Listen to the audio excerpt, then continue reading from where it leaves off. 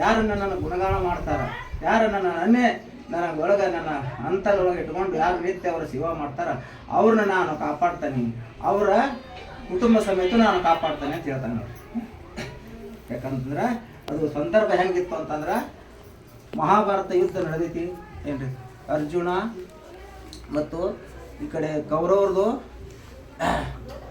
11 ಅಕ್ಷಯಣಿ, ಈ ಕಡೆ ಪಾಂಡವ್ರದು 7 ಅಕ್ಷಯಣಿ ಯುದ್ಧ ನಡೆದೈತಿ.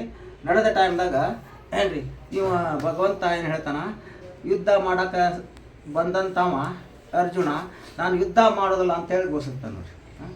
ಯುದ್ಧ ಮಾಡೋದಿಲ್ಲ ಘೋಷಿಸ್ತಾನ ಅಂತ ಹೇಳಿದ ಹೊತ್ನ್ಯಾಗ ಅವ ಏನು ಹೇಳ್ತಾನ ಕೃಷ್ಣ ಪರಮಾತ್ಮ, ಅಲ್ಲಪ್ಪ ನೀನು ಇಷ್ಟು ದಿನ ಎಲ್ಲ ಯುದ್ಧ ಮಾಡ್ತಾನೆ ಅಂತ ಹೋರಾಡಿ ಎಲ್ಲ ರಾಜರು ಕರೆಸಿಸಿ ಎಲ್ಲ ಇದನ್ನು ಮಾಡಿ ಇಲ್ಲಿ ಬಂದು ನೀನು ಯುದ್ಧ ಮಾಡೋದಿಲ್ಲ ಅಂತ ಹೇಳಿದ್ರೆ ಇದರ ಅರ್ಥ ಏನು? ನೀ ಹಿಂಗೆ ಅಲ್ಲ ಅದು ನೀನು ಹೇಳೋ ಪದ್ಧತಿ. ಯಾಕಂತಂದ್ರೆ ಏನು ಆಗ್ಬೇಕಾಗಿರ್ತದಲ್ಲ ಅದು ಆಗೇ ಆಗ್ಬೇಕು. ಯಾಕಂತಂದ್ರೆ ಅದು ತಪ್ಸೋಕ್ಕಾಗೋದಿಲ್ಲ, ಯುದ್ಧ ಆಗಬೇಕಾಗಿತ್ತು, ಅದು ಆಗಬೇಕಾಗೈತೆ ಅಂತನ ಇಲ್ಲೆಲ್ಲರೂ ನಿಮ್ಮ ತೊರೆ ಹೊಡೆದು ಬಂದೈತಿ. ನಾನು ಹಿಂದೆ ಹೇಳಿದ್ದೆ ನಿಮಗೆ ಯುದ್ಧ ಬೇಡಪ್ಪ ಸಂಧಾನ ಮಾಡ್ಕೋರಿ ಅಂತ ಹೇಳಿದ್ದೆ. ಅದ್ರ ಪ್ರಕಾರವಾಗಿ ನೀವು ಅದಕ್ಕೆ ಧರ್ಮ ಯುದ್ಧ ಕೊಟ್ಟಿದ್ದ. ಒಟ್ಟರು ಕೂಡ ಏನಾಗಿತ್ತು, ನಾನು ದುರ್ಯೋಧನ ಕಡೆ ಹೋಗಿ ಸಂಧಾನಕ್ಕಾಗಿ ನಾನು ಹೋಗಿ ಹೇಳಿ ಬಂದಾಗ ಅವ ದುರ್ಯೋಧನ ಅಲ್ಲಗಳೆದು ನನ್ನ ಮಾತಿಗೆ ಇದನ್ನು ಕೊಡದ ಯುದ್ಧ ಘೋಷಣೆ ಮಾಡಿ ಅವರು ತಗೊಳ್ತಿದ್ದಾರೆ ತಗೋಲಿ ಭೂಮಿ. ಯಾಕಂತಂದ್ರೆ ಪಾಂಡವರಿಗೆ ನಾನು ಹಂಗೆ ಕೊಡೋದಿಲ್ಲ ಏನ್ರಿ. ಯಾಕಂದ್ರೆ ಅವರು ಅಣ್ಣತಮ್ಮರಾಗಿರ್ತಾರೆ. ಅಣ್ಣತಮ್ಮರು ಆಗಿರೋದ್ರಿಂದ ಯುದ್ಧ ಮಾಡುವಂಥದ್ದು ಅಂಥದ್ದೇನು ಅವಶ್ಯ ಇರ್ತಿದ್ದಿಲ್ಲ ಅದು. ಯಾಕಂದ್ರೆ ಯುದ್ಧ ಮಾಡಿ ಗೆಲ್ಲಬೇಕು, ಹೆಂಗೆ ಗೆಲ್ಬೇಕು ರಾಜ್ಯ ಅನ್ನೋದು ಪದ್ಧತಿಯಾಗಿತ್ತು. ಯಾಕಂದ್ರೆ ಇನ್ನೊಂದು ರಾಜ್ಯನ ಯುದ್ಧ ಗೆದ್ದುಕೊಂಡು ತೊಗೊಂಬಂದು ತನ್ನ ರಾಜ್ಯವ್ರಿಗೆ ಇಟ್ಕೊಂಡು ಅದನ್ನ ರಾಜ್ಯ ನಡೆಸಬೇಕಾಗಿತ್ತು. ಇದು ಹಂಗಾಗಿದ್ದಿಲ್ಲ. ಕೌರವರು ಪಾಂಡವರು ಅಂತಂದ್ರೆ ಏನು, ಇವರು ಒಂದು ಅಣ್ತಮ್ಮರಾಗಿದ್ದರಿಂದ ಯುದ್ಧ ಸಹಿತ ಮಾಡೋ ಅವಶ್ಯ ಇದ್ದಿದ್ದಿಲ್ಲ. ಆದರೂ ಕೂಡ ಅದು ಯುದ್ಧ ಮಾಡೋ ಪ್ರಸಂಗ ಬಂತು.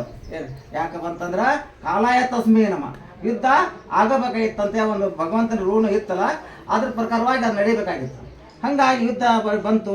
ಆದರೂ ಇವೇನು ಮಾಡಿದ, ಇವರೆಲ್ಲರೂ ಯುದ್ಧಕ್ಕೆ ನಿಂತಂಥವ್ರು ಯಾರದಾರ, ಇವರೆಲ್ಲರೂ ನಾನು ಬಂಧುಗಳು ಇದ್ದಾರಲ್ಲ, ಇವ್ರನ್ನ ನಾನು ಹೊಡೆದು ಕಲಿಸಿದಂಥ ಗುರುಗಳು ದ್ರೋಣಾಚಾರ್ಯ, ಭೀಷ್ಮ ಎತ್ತಿ ಆಡಿಸಿದಾವ, ಊಟ ಮಾಡಿಸ್ತಾವ, ತೂತು ಉಣಿಸ್ತಾವ, ಮತ್ತು ಇನ್ನು ದ್ರೋಣಾಚಾರ್ಯ ಅನೇಕ ಎಲ್ಲರೂ ಕೂಡ ನನ್ನ ಸೋದರ ಮಾವನಗಳು, ಕಾಕಾಗಳು, ದೊಡ್ಡಪ್ಪಗಳು, ಚಿಕ್ಕಪ್ಪಗಳು ಎಲ್ಲರೂ ಬಂಧುಗಳೇ ಇದ್ದಾರೆ. ಇವ್ರನ್ನ ನಾನು ಹತ್ಯೆಗೈದು ನಾನು ಯಾರ ಪಾಪಕ್ಕೆ ಹೋಗ್ಬೇಕು, ಇದರಿಂದ ಏನಾದರೂ ಸಿಗೋದೇನೈತಿ, ಈ ಯುದ್ಧದಿಂದ ಮಾಡಿದ್ರದ ಲಾಭ ಏನೈತಿ?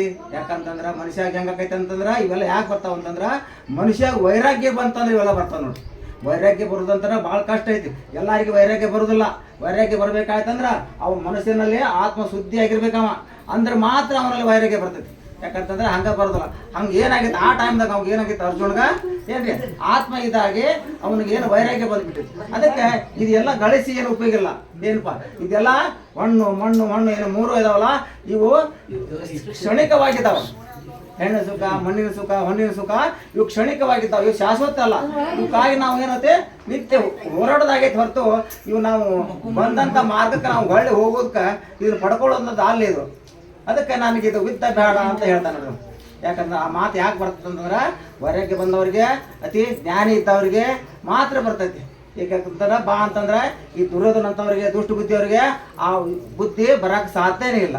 ಯಾಕಂತಂದ್ರೆ ಈಗ ಒಂದು ಪ್ರವಚನ ನೀವು ಕೇಳ್ಬೇಕಂತಂದ್ರೆ, ನಾಮಸ್ಮರಣೆ ಮಾಡ್ಬೇಕಂತಂದ್ರೆ, ಭಗವಂತನ ಒಂದು ಗುಡಿಗೆ ಹೋಗ್ಬೇಕಾಯ್ತು, ಒಂದು ಪೂಜೆ ಮಾಡ್ಬೇಕಾಗಿತ್ತು, ಇದು ಸತ್ಸಂಗ ಭಾಗವಹಿಸ್ಬೇಕಾಗಿತ್ತು ಅಂತಂದ್ರೆ ಎಲ್ಲರಿಗೂ ಬರೋಕ್ಕಾಗೋದಿಲ್ಲ ನೋಡ್ರಿ. ಯಾಕಂತಂದ್ರೆ ಇಲ್ಲೆಲ್ಲ ಇಷ್ಟು ಜನ ಅದಾರೆ, ಬೇಕಾದಷ್ಟು ಬರ್ಬೋದಾಗೈತೆ. ಯಾಕಂದ್ರೆ ಅದಕ್ಕೆ ಏನಾಗೈತಲ್ಲ, ಈ ಸ್ಮರಣೆ ಕೇಳಾಕಾತು, ಭಗವಂತಂದು ಹೇಳಾಕಾತು ಏನ್ರಿ, ಅದ್ರೊಳಗೆ ಭಾಗವಹಿಸ್ಬೇಕಾತಂದ್ರು ಅದಕ್ಕೆ ಹಿಂದಿನ ಪುಣ್ಯ ಬೇಕಂತ. ಹಿಂದಿನ ಪುಣ್ಯ ಇದ್ರೆ ಮಾತ್ರ ಇದೆಲ್ಲ ಮಾಡೋಕೆ ಶಕ್ಯ ಆಕೈತಿ. ನಿಮ್ದು ಹಿಂದಿಂದ ಹಿರಿಯರ ಪುಣ್ಯ ಇರಬೇಕು.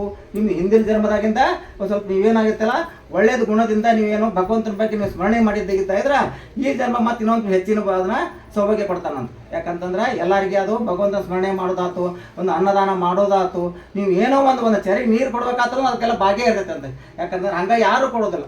ಅದಕ್ಕೆ ಏನಾಯ್ತಲ್ಲ, ಪುಣ್ಯದ ಫಲ ಇದ್ರೆ ಮಾತ್ರ ತಗೊಳಕ್ಕೆ ಅನಿಸ್ತೈತಿ. ಯಾಕಂತಂದ್ರೆ ಅವರು ತಗೊಳ್ಳೋಷ್ಟು ಭಾಗ್ಯ ಅವ್ರಿಗೆ ಇರಬೇಕು, ಕೊಡೋದು ನಿಮಗೂ ಇರಬೇಕು. ಯಾಕಂದ್ರೆ ಎರಡೂ ಇದ್ರೆ ಮಾತ್ರ ಅದು ಲಭಿಸ್ತೈತಿ. ಕೊಡೋದು ಭಾಗ್ಯ ಬೇಕು, ತಗೊಳ್ಳೋದಕ್ಕೂ ಭಾಗ್ಯ ಬೇಕು. ಅಂದಾಗ ಮಾತ್ರ ಏನಾಯ್ತಲ್ಲ ಇವೆಲ್ಲ ಕಾರ್ಯಗಳು ನಡೀತಾವೆ. ಭಗವಂತನ ಕಾರಣ ನಡಿಬೇಕಾಯ್ತಂದ್ರೆ ಅವನ ಪ್ರೇರಣೆ ಇಲ್ಲದ ಏನು ನಡೆಯಂಗಿಲ್ಲ. ಅವನು ಇಲ್ಲದ ಯಾವುದೋ ಒಂದು ಹುಲ್ ಕಟ್ಟಿನೂ ಅಳಿಗಾಡೋಂಗಿಲ್ಲ. ಹಂಗೆ ಒಂದು ಭಗವಂತನ ಪ್ರೇರಣೆ ಐತಲ್ಲ ಅದು ನಿತ್ಯ ಅದು ಆಗ್ತಿರ್ತೈತಿ ಏನ್ರಿ. ಅದೇ ಪ್ರಕಾರವಾಗಿ ಯಾಕಂತಂದ್ರೆ ಪಾಂಡವ್ರ ಮನೆಯೊಳಗೆ ಇವ ಇದ್ದಲ್ಲ, ಸಾತ್ವಿಕವಾಗಿ ಹುಟ್ಟಿದಂಥ ಇವರು ಪಾಂಡವರು ಏನ್ರಿ ಅವ್ರನ್ನ ಏನೈತಲ್ಲ ಸಣ್ಣವ್ರನ್ನ ಹಿಡಿದು ದೊಡ್ಡವ್ರ ತನಕನೂ ಕಾಪಾಡಿದ ಅವ್ರನ್ನ. ಯಾಕಂತಂದ್ರೆ ಅವರಲ್ಲಿ ಹಿಂದಿನ ಜನ್ಮದ ಪುಣ್ಯ ಸಾಕಷ್ಟಿತ್ತು. ಯಾಕೆ ಪಂಚ ಪಾಂಡವ್ರು ಏನಂತಲ್ಲ ಇವರು ಹಿಂದಿನ ಗತ ಏನೈತಲ್ಲ ಇವ್ರದ್ದು ಅದು ಧರ್ಮಕ್ಷೇತ್ರವಾಗಿ ಬರ್ಬೇಕಾದ್ರೆ ಅವ್ರು ಹಿಂದಿನ ಪುಣ್ಯ ಪಡ್ಕೊಂಡು ಬಂದಿರ್ತಾರೆ ಅವ್ರು. ಅಂದ್ರೆ ಮಾತ್ರ ಇವೆಲ್ಲ ಮಾಡೋಕ್ಕಾಕೈತಿ. ಯಾಕಂತಂದ್ರೆ ಎಲ್ಲರಿಗೆ ಮಾಡೋಕ್ಕಾಗೋದಿಲ್ಲ. ಅವ್ರು ನಿತ್ಯ ನಾಮ ಸ್ಮರಣೆ ಒಳಗೆ ಇದ್ರು. ಅವರು ಭಗವಂತನ ಸ್ಮರಣೆ ಒಳಗೆ ಇದ್ರು. ಯಾವಾಗಲೂ ಹರಿನಾರಾಯಣ ಹರಿನಾರಾಯಣ ಹರಿನಾರಾಯಣ ಅಂಥೇಳಿ ಅವ್ರ ಸ್ಮರಣೆ ಏನೈತಲ್ಲ ಅವ್ರದ್ದು ನಿತ್ಯ ಗತ ಇತ್ತು ಅವ್ರದ್ದು. ಅದು ಇತ್ತು ಅಂಥೇಳಿ ಇಷ್ಟು ಪರಮಾತ್ಮ ಏನು ಮಾಡಿದ ಅವ್ರ ಮನೆಗೊಳಗೆ ಏನ್ರಿ ಯಾವುದಕ್ಕೂ ಒಂದು ಅವ್ರನ್ನ ಎತ್ತಿ ಹಿಡಿದು ಅಟ್ಟ ಅಲ್ದನ ಅವ್ರ ಮನೆಯೊಳಗೆ ಆಳಾಗಿ ದುಡ್ದ ನಾವು ಏನ್ರಿ ಲದ್ದಿ ಸಹಿತ ಪಡೆದ ಏನ್ರಿ ಅವ್ರು ಏನು ಹೇಳಿದಲ್ಲ ಎಂದಿಲ್ಲಿ ಎಲೆ ಸಹಿತ ತೆಗೆದ ನೋಡ್ರಿ ಭಗವಂತ. ಯಾಕಂತಂದ್ರೆ ಇಲ್ಲಿ ನಾವು ಯಾರು ಇತ್ತು ಅಂದ್ರೆ ದೌಡ ಒಂದು ಬಗ್ಗೆ ಎಲೆ ತೆಗಿಯೋಕ ಹಿಂದೆ ಮಾಡ್ತಿರ್ತೀವಿ ಅಷ್ಟೇ. ಅದು ಅಂತಃಕರಣದಿಂದ ಬರ್ಬೇಕಾದ ಅಂತಃಕರಣ ಬರಬೇಕು. ಅದು ತೆಗಿಯುವಂಥ ಭಾಗ್ಯನೂ ಇರಬೇಕಾದ ಅಂದ್ರೆ ಮಾತಾವೆಲ್ಲ ಲಭಿಸ್ತಾರೆ. ಹಂಗೆ ನಿತ್ಯ ಕೌರವ್ರು ಏನು ಮಾಡಿದ್ದಲ್ಲ ಪಾಂಡವರು ನಿತ್ಯ ಸ್ಮರಣೆಯೊಳಗಿದ್ದರು ಅಷ್ಟೇ. ಮತ್ತು ಅವ್ರು ಏನಾಯ್ತಲ್ಲ ಅವ್ರ ತಂದೆ ತಾಯಿ ಕೂಡ ಅಷ್ಟ ಗುಣವಂತರಾಗಿರ್ತಾರೆ ಏನ್ರಿ. ಅವರು ಅಷ್ಟ ಸಾತ್ವಿಕದ ಭಾವದೊಳಗಿದ್ದವ್ರು ಮಾತ್ರ ಅವರೆಲ್ಲ ಅಂಥ ಹೊಟ್ಟೆ ಒಳಗೆ ಅಂಥ ಮಕ್ಕಳು ಹುಟ್ಕೊಂತಾರೆ. ಯಾಕಂತಂದ್ರೆ ಎಲ್ಲರಿಗೂ ತಂದೆ ತಾಯಿ ಪುಣ್ಯ ಭಾಳ ಅಗಾಧ ಇರ್ತೈತೆ. ಯಾಕಂದ್ರೆ ಅವ್ರಿಗೆ ತಂದೆ ಪುಣ್ಯ ಮಾಡಿದ ಶಿವ ಅಂತಾತು ಅವ್ರ ಪುಣ್ಯ ಆತರು ಅವ್ರದ್ದು. ಯಾಕಂದ್ರೆ ಮಕ್ಕಳು ಹೊಳ್ಳಿ ಅವ್ರನ್ನ ತೀರ್ಸ್ಬೇಕಂತಂದ್ರೆ ಅಷ್ಟು ಸರಳ ಇಲ್ಲ. ಯಾಕಂದ್ರೆ ಯಾರಿಗೆ ತೀರ್ಸೋಕೆ ಆಗೋದಿಲ್ಲ. ತಂದೆ ತಾಯಿ ಸೇವಾ ಮಾಡಿದವ್ರ ಪುಣ್ಯ ತೀರ್ಸ್ಬೇಕಂತಂದ್ರೆ ಅದು ಭಾಳ ಬೇಕ್ರಿ. ಎಲ್ಲೋ ಒಬ್ಬರಿಗೆ ಹಾಕಿರ್ತೈತೆ, ಸಾಧ್ಯ ಇಲ್ಲ ಅಂದ್ರೆ ಎಲ್ಲರಿಗೆ ಆಗೋದಿಲ್ಲ. ಯಾಕಂದ್ರೆ ಅಷ್ಟು ಪುಣ್ಯ ಪಡ್ಕೊಂಡು ಬಂದಿರ್ಬೇಕು ಅವ್ರು. ಅಂದ್ರೆ ಮಾತ್ರ ತಂದೆ ಸೇವೆ ಮಾಡೋಕ್ಕಾಗೈತಿ. ಯಾಕಂತಂದ್ರೆ ಈಗಿನ ಕಾಲದೊಳಗೆ ಅವೆಲ್ಲ ಅಷ್ಟು ಭಾಳ ದೂರದ ಬಿಟ್ಟವು. ಈಗ ನೋಡ್ತಿರಲ್ಲ ಈಗೆಲ್ಲ ತಂದೆ ತಾಯಿ ಮಕ್ಕಳು ಏನು ಮಾಡ್ತಾರೆ, ಎಲ್ಲೋ ಶಾಣೆ ಆಗಲಿ ನಮ್ಮ ಮಗ ಶಾಣೆ ಆಗಲ್ಲ ಅಂತ ಹೇಳಿ ಮೊದಲೇ ಕಲಿಸ್ತಾರ ಏನ್ರಿ. ಅವ್ರು ನೀವು ಇಲ್ಲೇ ಕೊಂಡ್ರಿ ಅಂತ ಹೇಳಿ ಹೊರಗಿನ ದಿವಸಕ್ಕೆ ಹೋಗಿಬಿಡ್ತಾರೆ. ನಿಮಗೆ ಹೇಳ್ರಿ ದುಡ್ಡು ಬೇಕನ್ನ ಕಳಿಸ್ತೀವಿ, ನಿಮ್ಗೆ ಏನು ಬೇಕು ಕಳಿಸ್ತೀವಿ, ನೀವು ಆರಾಮಿನ ಹೆಂಗಿರ್ತಾರೆ ಮಕ್ಕಳು ಅಲ್ಲೇ ಇವು ಇಲ್ಲೇ ದೇಹ ಇಲ್ಲಿ ಇರ್ತೈತಿ, ಆತ್ಮ ಅಲ್ಲಿ ಇರ್ತೈತಿ. ಸುಖ ಇರೋದ್ರೆ ಹೆಂಗಿರ್ತೈತಿ. ಯಾಕಂತಂದ್ರೆ ಆ ಟೈಮ್ದಾಗ ನೀವು ಭಗವಂತ ಸ್ಮರಣೆ ಮಾಡಿದ್ರೆ ಬರೋದಿಲ್ಲ ಅದು. ಯಾಕಂತಂದ್ರೆ ಮೊದಲಿಂದನೇ ಬಂದಿರ್ಬೇಕು ಗತ ಅಂದ್ರೆ ಬಸ್ ಬರ್ತೈತಿ. ಯಾಕಂದ್ರೆ ಈಗಿರ್ತ ನೀವು ಸಾಧನೆ ಮಾಡ್ಕೊತ ಬಂದಿದ್ರೆ ಮೊದಲಿಂದ ಬಂದಿದ್ರೆ ಅದು ಕೊನೆ ಉಸಿರು ಹೋಗೋ ಮಟನೂ ಅದು ನಿಮ್ಮ ಅದು ಭಗವಂತನ ಸ್ಮರಣೆ ಬಾಯೊಳಗೆ ಇರ್ತೈತಿ. ಯಾಕಂತಂದ್ರೆ ಜನ್ಮ ಹೋಗೋ ಟೈಮ್ದಾಗ ಏನೈತಲ್ಲ ಭಗವಂತ ನೆನೆಸ್ಬೇಕಂತ ಹೇಳ್ತಾನೆ. ಆ ಟೈಮ್ದಾಗ ನಿಮ್ಗೆ ಎಷ್ಟು ವ್ಯತಿ ಇರ್ತೈತೆ ಅಂತಂದ್ರೆ ಅದು ಹೇಳಕ್ಕೆ ಬೇಡ, ಅಷ್ಟು ವ್ಯತಿ ಇರ್ತೈತಿ. ಅಂಥ ಟೈಮ್ದಾಗ ನಿಮ್ಗೆ ದೇವ್ರನ್ನ ನಡ್ಸೋಕ್ಕಾಗತ್ತೆ ಆಗೋದಿಲ್ಲ. ಆ ಸ್ಮರಣೆ ಬಾಯಾಗಿ ಇದ್ದಿದ್ದಾಗಿದ್ರೆ ಭಗವಂತನ ಪಾದ ಸೇರೋದು 100ಕ್ಕೆ 100 ಗ್ಯಾರಂಟಿ. ಆ ಸ್ಮರಣೆ ಮೊದಲು ಬಾಯೊಳಗೆ ಇರ್ಬೇಕು. ಅದು ಯಾವಾಗ ಇರ್ತೈತೆ ಅಂತಂದ್ರೆ ನಿತ್ಯ ಗತ ಇರ್ಬೇಕದು. ಇದ್ರೆ ಮಾತ್ರ ಅದೇನೈತಲ್ಲ ಅದು ಪುಣ್ಯದ ಫಲ ಲಭಿಸ್ತೈತಿ. ಯಾಕಂತಂದ್ರೆ ನೀವು ಹಂಗೆ ಹೋಗಕ್ಕೆ ಅವ್ನು ಭಗವಂತನ ಸ್ಮರಣೆ ಮತ್ತು ಅವ್ನ ಪಾದದ ಸ್ಮರಣೆ ಸೇರ್ಬೇಕಂತಂದ್ರೆ ನಿಮ್ಮ ಬಾಯಾಗಿ ಯಾವಾಗಲೂ ಗುಣಗಾನ ಇರ್ಬೇಕು. ಅವನು ಏನ್ರಿ ಗುಣಗಾನ ಇತ್ತಂತಂದ್ರೆ ನಿಮ್ಮನ್ನು ಅಷ್ಟೇ ಅಲ್ಲದ ನಿಮ್ಮ ಸಂಸಾರ ಸಮೇತ ನಿಮ್ಮ ಮಕ್ಕಳನ್ನ ನಿಮ್ಮ ಉದ್ಧಾರ ಮಾಡ್ತಾನೆ ಅಂತ ಹೇಳ್ತಾನೆ ಅವ್ನು ಕುಟುಂಬ ಸಹಿತ. ಈಗ ಮಾತೆತ್ತು ಹೇಳ್ತಾನೆ ಇನ್ನು ನೋಡಿ. ಹಂಗೆ ಏನಾಯ್ತಲ್ಲ ಕೌರವರು ಪಾಂಡವರು ಏನಾಯ್ತಲ್ಲ ಅವ್ರು ಏನು ಸ್ಮರಣೆ ಮಾಡ್ಕೊತ ಬಂದಿದ್ದಲ್ಲ ಅವ್ರು ಎಂಥ ಯುದ್ಧ ಬಂದಿತ್ತು ನೋಡ್ರಿ. ಯಾಕಂತಂದ್ರೆ 7 ಅಕ್ಷೋಣಿ ಇವರು ಇದ್ದು 11 ಅಕ್ಷೋಣಿ ಕೌರವರು ಇದ್ರು ಕೂಡ ಅವರು ಸಾವಿರಾರು ಗಟ್ಟಲೆ ಮಂದಿ ಲಕ್ಷ ಗಟ್ಟಲೆ ಮಂದಿ ಏನ್ರಿ. ಇವ್ರು ಏನೈತಲ್ಲ ಇವ್ರ 7 ಅಕ್ಷೋಣಿ ಬರೆದವ್ರು ಏನ್ರಿ. ಇವ್ರನ್ನ ಏನೈತಲ್ಲ ಪಾಂಡವ್ರನ್ನ ಒಂದು ಕೂದಲು ಹೇಳಿ ಸಹಿತ ತಾಗಲಂಗೆ ಇವ್ರನ್ನ ಬಚಾವ್ ಮಾಡಿದ ಯಾರೋ ಕೃಷ್ಣ ಪರಮಾತ್ಮ. ಯಾಕಂತಂದ್ರೆ ಅವ್ರು ಸಾವಿರಾರು ಗಟ್ಟಲೆ ಮಂದಿ ಇದ್ರು, ಕೋಟಿಗಟ್ಟಲೆ ಇದ್ರು ಕೂಡ ಅವ್ರ ಮನೆ ನೋಡಿ ಕೌರವ್ರ ಮನೆಗೆ ಯಾರು ಒಂದು ದೀಪ ಹಚ್ಚಕ್ಕೆ ಉಳಿಲಿಲ್ಲ. ಯಾಕಂತಂದ್ರೆ ಧರ್ಮ ಏನೈತಲ್ಲ ಏನ್ರಿ. ಧರ್ಮ ಅಂತಂದ್ರೆ ಭಗವಂತಂದ್ರೆ ಧರ್ಮ ನೀವೇನು ಮಾಡ್ತೀರಿ ನಿತ್ಯ ಕರ್ಮ ಮಾಡ್ತಿಲ್ಲ ನಿತ್ಯ ಮನೆಯೊಳಗೆ ಏನ್ರಿ. ಅದೇ ಧರ್ಮ ನಿಮ್ಮನ್ನ ಕಾಪಾಡ್ತೈತಿ ಏನ್ರಿ. ನಿಮ್ಮ ಭಾವ ಹೆಂಗಿರ್ತೈತಿ, ನಿಮ್ಮ ಧರ್ಮ ಹೆಂಗಿರ್ತೈತಿ, ನಿಮ್ಮ ಗುಣ ಹೆಂಗಿರ್ತೈತಲ್ಲ ಅದ್ರ ಮೇಲೆ ನಿಮ್ಗೆ ಏನೈತಲ್ಲ ನಡವಳಿಕೆಗಳ ಭಗವಂತ ಅಲ್ಲಿ ನಿಮ್ಗೆ ಪ್ರತ್ಯಕ್ಷ ಆಗ್ತಾನೆ. ಆ ಗುಣ ಮಾತ್ರ ಇದ್ರೆ ಮಾತ್ರ ಅವೆಲ್ಲ ನಿಮ್ಮ ಕಾರ್ಯಗಳು ಮನೆಯೊಳಗೆ ನಿಮ್ಮ ಚಟುವಟಿಕೆಗಳು ಏನೋ ಇರಲಿ, ನಿಮ್ಮ ಮಕ್ಕಳದಾಗಲಿ ನಿಮ್ಮದಾಗಲಿ ಯಾವುದೋ ಒಂದು ಕಾರ್ಯ ಇರಲಾಗಲಿ ನಿಮಗೆ ಶತಸಿದ್ಧ ಆಗ್ತಾವಲ್ಲ. ಅವನ ಸ್ಮರಣೆ ಮಾತ್ರ ಇರಬೇಕು ಯಾವಾಗಲೂ. ಅವನು ಭಗವಂತನ ಸ್ಮರಣೆ ಇದ್ದಿದ್ದಾಗಲಿ ದಾನ ಧರ್ಮ ಮಾಡಿದ್ದಾಗಲಿ ಇವೆಲ್ಲ ಗುಣ ಏನಿರ್ತಾವಲ್ಲ ಅವು ಮನುಷ್ಯನಲ್ಲಿ ನಿಮ್ಮ ಇದೋ ಗತಿಯಲ್ಲ. ಈ ಜನ್ಮ ಹೋಗಲಿ ಹಿಂದಿನ ಜನ್ಮಕ್ಕೆ ಮುಂದೆ ಹೋಗ್ಬೇಕಾದ್ರೆ ಸೋತಿ ನಿಮ್ಗೆ ಇದಕ್ಕಿಂತ ಉತ್ತಮ ಜಾತಿ ಆಗ್ತಾನಂತ ಭಗವಂತ. ಇದಕ್ಕಿಂತ ಉತ್ತಮ ಜಾತಿಗೆ ನಿಮ್ಗೆ ಹಾಕಿದ್ದಂದ್ರೆ ಈಗ ನೀವು ನಿತ್ಯ ನಿಯಮ ಕಟ್ಟುಪಾಡೋದು ಮಾಡ್ಬೇಕು. ಅವನು ನಿಯಮನಿತ್ಯವಾಗಿ ಮಾಡ್ಬೇಕು. ಅವನು ಧರ್ಮ ಪಾಲನೆ ಏನಂತಲ್ಲ ಇದಕ್ಕೆ ನಿಮಿತ್ತ ಮಾಡೋದು.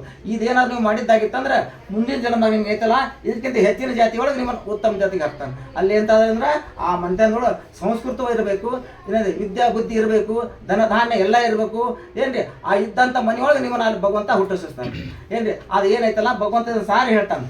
ಅದು ಯಾಕಂದ್ರೆ ನಾವು ಮಾಡಿದ ಕರ್ಮ ನಾವು ಉಣ್ಬೇಕು. ಈಗ ನಾವು ಇಲ್ಲಿ ಏನು ಮಾಡಿ ಹೋಗ್ತೀವಿ ಅದನ್ನ ಅಲ್ಲಿ ಮುಂದೆ ಉಣ್ಬೇಕಾಗೈತಿ. ಹಿಂದೆ ಏನು ಮಾಡಿ ಬಂದೇವಲ್ಲ ಏನ್ರಿ ಅದನ್ನ ನಾವು ಇಲ್ಲೇ ಈ ಉಂಡ ಹೋಗ್ಬೇಕಾಗೈತಿ. ಇದೇನೈತಿ ಮನುಷ್ಯ ಸುಮ್ಮನೆ ಕ್ಷಣಿಕ ಬಂದೈತಿ ಇದು ಏನ್ರಿ. 3 ದಿನ ಸಂತೆ ಅಂತ ಹೇಳ್ತಾರಲ್ಲ ಕೇಳಿರ್ಬೇಕು.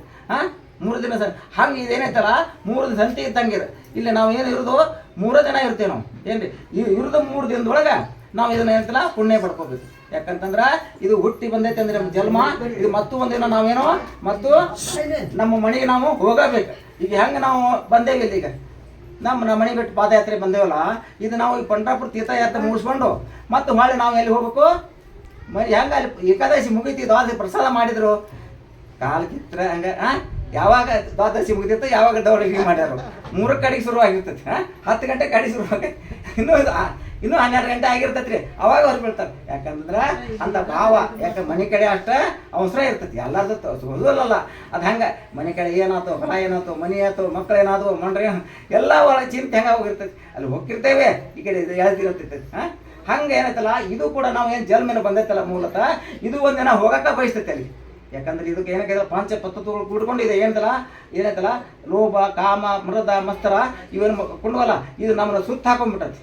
ಏನ್ರಿ ಕ್ರೋಧದಿಂದ ನಾವು ಇನ್ನೊಬ್ಬರನ್ನ ದೋಷ ಮಾಡ್ತೀವಿ, ಸಿಟ್ಟಿಂದ ಇನ್ನೊಬ್ರಿಗೆ ಬೇಯ್ತೀವಿ, ಆಸೆಯಿಂದ ಏನೈತಿ ಎಲ್ಲ ನನಗೆ ಬೇಕಂತೀವಿ. ಆಸೆ ಏನೈತಲ್ಲ ಇದು ಅಷ್ಟ ಅದರಂತ ಇದೆ ಯಾವುದಿಲ್ಲ. ಏನು ಆಸೆದಿಂದನೇ ಎಲ್ಲ ಹುಡ್ಕೊಂತೈತಿ. ಆಸೆ ಇಲ್ಲಪ್ಪ ಅಂತಂದ್ರೆ ನಿನ್ನ ಮನುಷ್ಯಾಗ ನಿರಹವಾರ ಆಗಿರ್ತೀನಿ. ಆಸೆ ಏನು ಬಂತು ಅದ್ರ ಕೂಡ ಕ್ರೋಧ, ಕಾಮ ಎಲ್ಲ ಶುರು ಆಗ್ತದೆ ನೋಡಿ. ರಾಮನ ಹೊಡೆದು ಹಾಕ್ಬೇಕು, ಮೊದಲು ಆಸೆನ ಹೊಡೆದು ಹಾಕ್ಬೇಕು. ಏನ್ರಿ ನೀವೇನು ಹೊಡೆದು ಹಾಕಿದ್ದಾಗಿದ್ರೆ ನೀವು ಶುದ್ಧ ಪರಿಶುದ್ಧವಾಗಿ ನೀವು ಇರ್ತೀರಿ. ಆತ್ಮ ಏನೈತಲ್ಲ ಪರಿಶುದ್ಧ ಐತದ, ಇಲ್ಲಂತಲ್ಲ, ಅದು ಹೋಗ್ಬೇಕಾದ್ರೂ ಪರಿಶುದ್ಧವಾಗಿ ಹೋಗ್ತೈತಿ, ಅದ್ರದ್ದು ಇಲ್ಲ. ಯಾಕಂದ್ರೆ ಇವೇ ನಮ್ಮ ಪಂಚಭೂತಗಳನ್ನ ಸೇರ್ಕೊಂಡವಲ್ಲ, ಇವೇನೈತಲ್ಲ ಅದು ಮಾಡಿಕೊಡೋದಿಲ್ಲ. ಯಾಕಂತಂದ್ರೆ ಪುಣ್ಯ ಮಾಡಕ್ಕೆ ಅಷ್ಟು ಸರಳ ಕೊಡೋದಿಲ್ಲ.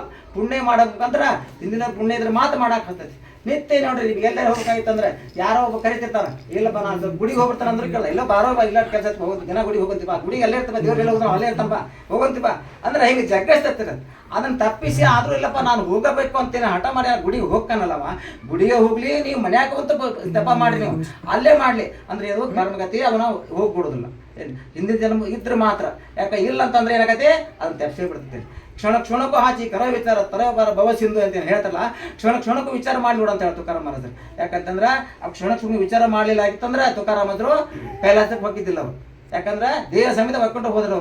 ಯಾಕಂದ್ರೆ ನಮ್ಮ ಈ ಸಂತರ ಇದ್ರೊಳಗೆ ಬಂದ ಮಹಾನ್ ಸಂತರ ಅಂತ ಅನ್ಸ್ಕೊಂಡು, ಯಾಕಂದ್ರೆ ಇದೇ ವೈಕುಂಠಕ್ಕೆ ಹೋದ್ರು ದೇಹ ಸಮೇತ ತಗೊಂಡ್ರು.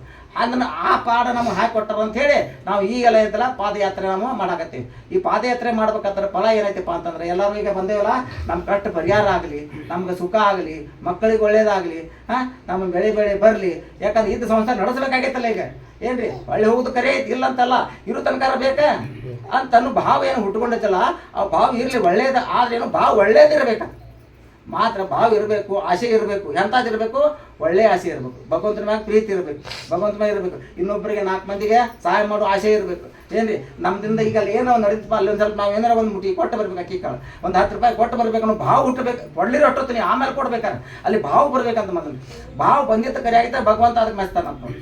ಏನ್ರಿ ಅವ್ನು ಭಾವರ ಬಂತಲ್ಲಪ್ಪ, ಅವನು ಕೊಡೋದು ಬೇಡ ಆಮೇಲೆ ಕೊಡ್ತಾನೆ, ಎಲ್ಲೇ ಒಂದು ಕಡೆ ಕೊಡ್ತಾನೆ, ಕೊಡೋದಿಲ್ಲ ಅಂದ್ರೆ ಭಾವರ ಬಂತಲ್ಲಪ್ಪ ಅವಂಗ ಅಂದ್ರೆ ಅವನ ದಯಾ ಗುಣ ಹೆಂಗೆ ಇರ್ತೈತಪ್ಪ ಅಂತಂದ್ರೆ, ಒಂದು ತಂಗಾಳಿ ಹೆಂಗೆ ಬೀರ್ತೈತಲ್ಲ ಹಂಗೆ ಒಂದು ಇದು ಇರ್ತೈತೆ ಅಂತ. ಆ ಭಾವ ಎಲ್ಲರಿಗೂ ಇರೋಂಗಿಲ್ಲ, ನಿತ್ಯ ಹೋಗಿರ್ತೈತೆ. ಅದು ಏನ್ರಿ ನಿತ್ಯ ಹೋಗುವಾಗ ಏನ್ರಿ ಯಾವಾಗಲೂ ಒಂದು ಅಡೆತಡೆ ಜೀವನದಾಗ ಎಲ್ಲ ಇರೋದ ಮತ್ತೆ ಇಲ್ಲಂಗಿಲ್ರಿ. ಕಷ್ಟ ಬರ್ತಿರ್ತಾವ, ಗುಡ್ಡ ಬಂದಿಂದ ಏರಿರ್ತಾವ, ನೋಡಾಕ ಏನೈತಲ್ಲ ಗುರುಗಳು ಚಂದ ಅಂತಿರ್ತಲ್ಲ, ಅಲ್ಲಿ ಹೋದ್ಕೂಳೆ ಕಲ್ಲ ಮುಳ್ಳು ಸಾಕಾಟಿರ್ತಾವ. ಈಗ ಮನೆಯೊಳಗೆ ಯಾರ ಮನ್ಯಾಗ ನಿಮಗೆ ಇರೋದಿಲ್ಲ, ಎಲ್ಲರೂ ತಾಪತ್ತು ಇರೋದ. ಈಗ ಹೆಂಗೆ ಹೇಳ್ತೀರ ತಾಸಿ ತೂತದ ಎಲ್ಲರ ಮನ್ಯಾಗ ಅಂತ ಹೇಳ್ತೀರಿ, ತಾತ ಇರೋದೇ ಅದು. ಯಾಕಂತಂದ್ರೆ ಅದು ಸ್ವಾಭಾವಿಕ. ಅದು ಏನು ಜೀವನದ ಒಂದು ಇದ ಕ್ರಮ ಹಂಗಿರ್ತೈತಿ. ಅದನ್ನ ಏನೈತಲ್ಲ ಅದನ್ನು ಹೊಡೆದು ಹಾಕ್ಕೊಂಡು ನಿತ್ಯ ಅದನ್ನು ಏನು ಹೋಗ್ತಾನಲ್ಲವ, ಅವನ ಸಂತ ಆಗ್ತಾನೆ, ಅವನ ಜ್ಞಾನಿ ಆಗ್ತಾನೆ, ಅವನ ಯೋಗಿ ಆಗ್ತಾನೆ. ಏನ್ರಿ ಯೋಗಿ ಆಗ್ಬೇಕಂತಾಗಿತ್ತಂದ್ರೆ ಅವನಲ್ಲಿ ಏನೈತಲ್ಲ ಭಾವ ಭಕ್ತಿ ಸುದ್ದಿ ಇರಬೇಕು, ನಿತ್ಯ ಜಪ ತಪ ಕರ್ಮ ಇರಬೇಕು. ಏನ್ರಿ ಇನ್ನೊಬ್ಬರಿಗೆ ಅನ್ಯಾಯ ಮಾತಾಡಬಾರ್ದು, ಏನ್ರಿ ಖುಷಿ ನುಡಿಬಾರ್ದು.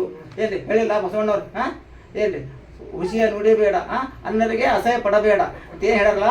ಇವು ಮೂಲತಃ ಬೀಜ ಮಾತುಗಳು ಇವೆಲ್ಲ ರೀ. ಯಾಕಂತಂದ್ರೆ ಇವ ಮಾತನ್ನ ನಮ್ಮ ತುಕಾರಾಮ್ ಅರ್ಥ ಹೇಳ್ಯಾರ, ಅವ್ರು ಮರಾಠಿಯೊಳಗೆ ಹೇಳ್ಯಾರ, ಕನ್ನಡದೊಳಗೆ ಹೇಳ್ಯಾರ. ಯಾಕಂದ್ರೆ ಅವ್ರು ದೌಡ ಅರ್ಥ ಆಗೋದಿಲ್ಲ, ಅಭಂಗ ರೂಪದಾಗ ಬಂದಾಗಲ್ಲ. ಹಂಗೆ ಏನಾಯ್ತಲ್ಲ ಈಗ ಹೆಚ್ಚಿಗೆ ಭಾಳ ಬೇಕಾಗಿಲ್ಲ. ಏನ್ರಿ ಒಂದೇ ಒಂದು ಇದೇ ಕೊನೆಯ ಮಾತಂತ ಹೇಳ್ತಾರಲ್ಲ, ಹಂಗ್ರಿ ಇದೇ ನಡೆದಂತ ನಡೆ, ಇದೇ ಜನ್ಮ ಕಡೆ, ಇದು ಜನ್ಮ ಕಡೆನ ಆಗಿರ್ತೈತಿ, ಸ್ವಲ್ಪ ಕಡೆನ ಆಗಿರ್ತೈತಿ. ಹಂಗೆ ನಿತ್ಯ ಯಾವಾಗಲೂ ಹೋಗ್ಬೇಕ್ರಿ. ಯಾಕಂತಂದ್ರೆ ಇನ್ನೊಬ್ಬರಿಗೆ ನಾವು ಆಸೆ ಪಡೋದಾಗಲಿ, ಇನ್ನೊಬ್ಬರಿಗೆ ನಿಂದೆ ಮಾಡೋದಾಗಲಿ ಯಾವುದೇ ಇದಾಗಬಾರ್ದು.